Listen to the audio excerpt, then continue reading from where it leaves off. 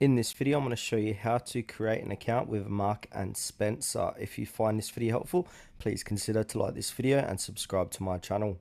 In saying that, let's just jump straight into it. Okay, so what we need to do is open up a web browser and head to markandspencer.com. From here, you want to click onto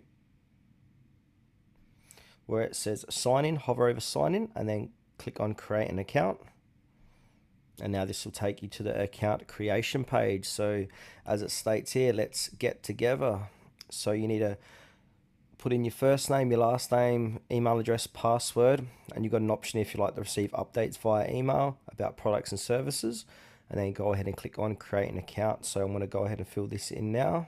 I'm going to put in my email address. Once I've done that, I'm going to go click on create an account, create account.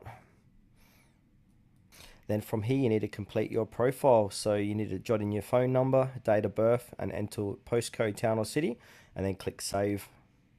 And once you've done that, you'll be brought back to Mark and Spencer's page here where it says welcome, and then it'll be your name here.